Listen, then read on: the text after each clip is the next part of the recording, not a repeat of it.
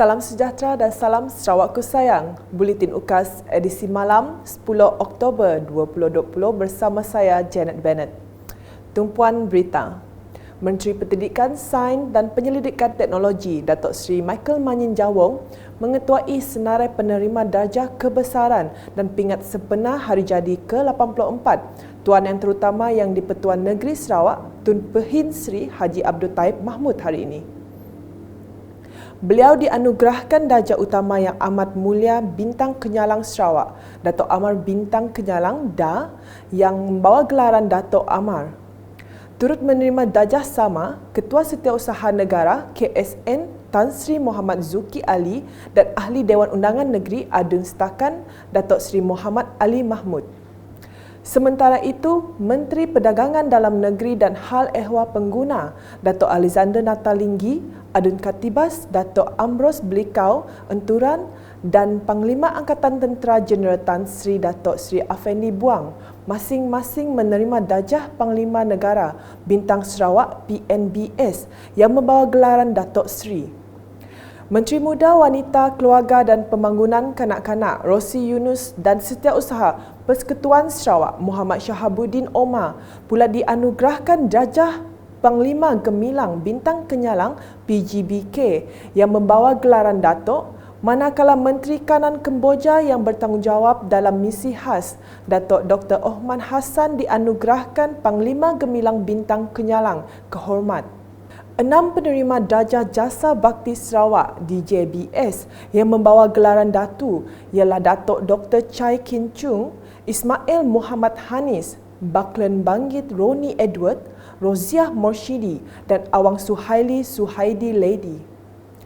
Turut hadir menyaksikan majlis istiadat di Dewan Lapau, Dewan Undangan Negeri Dun baru pagi tadi adalah isteri Tuan Yang Terutama Yang di-Pertuan Negeri Sarawak, Toh Puan Datuk Patinggi Hajah Ragat Kurti Taib, Ketua Menteri Datuk Patinggi Dr. Abang Abdul Rahman Zohari Tun Openg serta isteri Datuk Ahmad Jumaani Tun Tuanku Haji Bujang.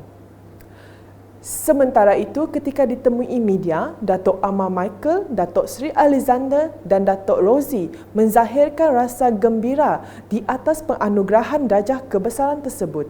I feel very happy. It is an honor and a privilege for being recommended and conferred one of the highest awards in the state, Dato' Amar.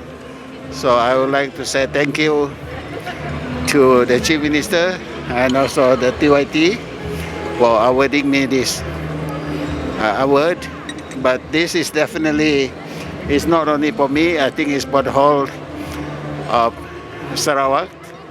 Ya, sungguhnya saya merasa banggalah kerana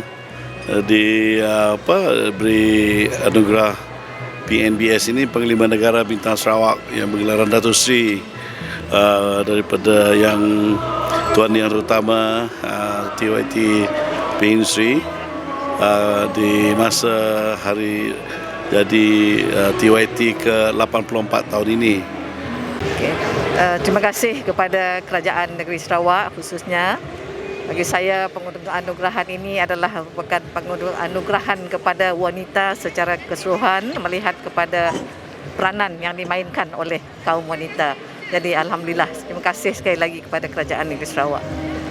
Terdahulu, Tun Pehin Sri Abdul Taib Mahmud memeriksa Kawalan Kehormatan Utama KKU bertempat di dataran Dewan Undangan Negeri Dun Sarawak pagi tadi. KKU terdiri daripada seramai 103 anggota lain-lain pangkat dan 3 pegawai dari Batalion ke-13 Regimen Askar Melayu Diraja yang diketuai Major Muhammad Syafiq Jamaluddin. Kemuncak majlis ialah upacara simbolik sambutan perayaan Hari Lahir Tun Pehin Sri Abdul Taib serta persembahan-persembahan dan juga tarian kebudayaan negeri Sarawak. Ketibaan Tun Pehin Sri Abdul Taib dan Toh Puan Ragat disambut oleh Ketua Menteri Sarawak Datuk Patinggi Dr. Abang Abdul Rahman Zohari Tun Datuk Abang Haji Openg, Menteri Kerajaan Tempatan dan Perumahan Datuk Seri Profesor Dr. Sim Kui Hian, Setiausaha Kerajaan Negeri Sarawak Datuk Ahmad Jaol Samion dan Panglima Medan Timur Lieutenant General Datuk Zakaria Yadi. Ia disusuli dengan tembakan das meriam dan terbang lalu 4 buah helikopter menandakan ketibaan beliau. Tun Pehin Sri Abdul Taib kemudian naik ke atas pentas khas untuk menerima tabik hormat diraja diikuti dengan istiadat pemeriksaan kawalan kehormatan utama. Beralih ke perkembangan COVID-19, Sarawak mencatatkan 9 lagi kes positif baharu COVID-19 hari ini menjadikan jumlah keseluruhan sebanyak 751 kes. Timbalan Ketua Menteri merangkap Pengerusi Jawatan Kuasa Pengurusan Bencana Negeri JPBN Sarawak, Dato' Amar Douglas Unggah Embas dalam sidang media memaklumkan 5 kes dilaporkan di Kuching dan 4 kes di Bintulu. Hari ini ada 9 kes positif COVID-19 dikesan di Sarawak. Ini menjadikan jumlah keseluruhan kes positif di Sarawak telah meningkat kepada 751. Kes COVID-19 baru yang dikesan, hari ini daripada 9 kes yang dilaporkan, terdapat 4 kes saringan kedua mereka yang pulang dari kawasan berisiko tinggi, import B. 4 kes saringan kontak rapat kepada kes yang telah disah positif COVID-19 dan 1 kes melibat kesaringan sebelum masuk kerja. Seramai 5 kes telah dikesan di daerah Kuching, 4 kes di daerah Bintulu. Dato' Amar Douglas turut memberitahu 1 kluster telah dikesan selepas pengesanan kontak rapat secara aktif telah dijalankan kepada kes yang telah disahkan positif COVID-19 iaitu kluster Taman Putrajaya. Kes indeks kepada kluster ini adalah kes 733 yang telah disah positif COVID-19 pada 8 Oktober 2020 setelah membuat saringan di Hospital Bintulu kerana mengalami tanda dan gejala COVID-19 sejak 1 Oktober 2020.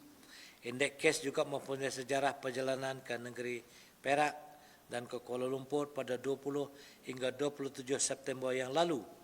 Pengesanan kontak secara aktif telah dijalankan sebaik sahaja kes indeks disahkan telah dijangkitkan COVID-19. Setakat jam 12 tengah hari 10 Oktober 2020, seramai 56 kontak telah disaring. Daripada jumlah tersebut, 4 orang kontak rapat telah didapati positif 19.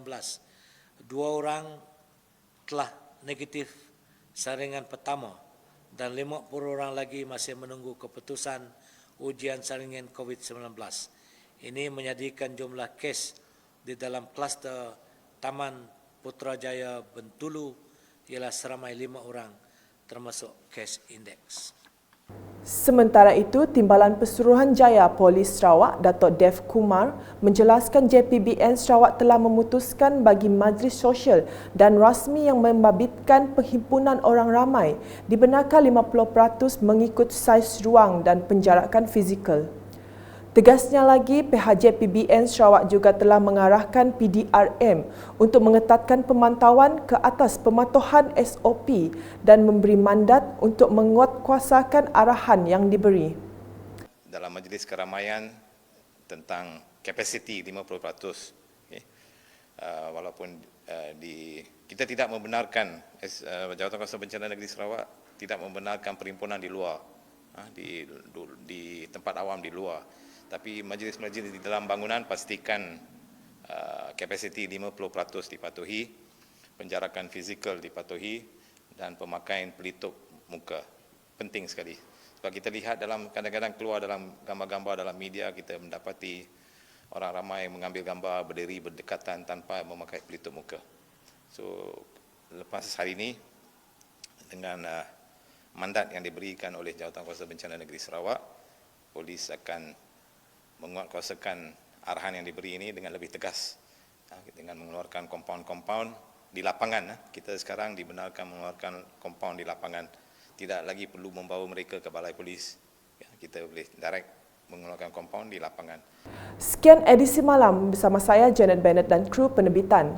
Dapatkan pelbagai berita terkini Sarawak setiap hari di Facebook, Instagram, Twitter dan aplikasi Telegram UKAS serta UKAS Channel di YouTube.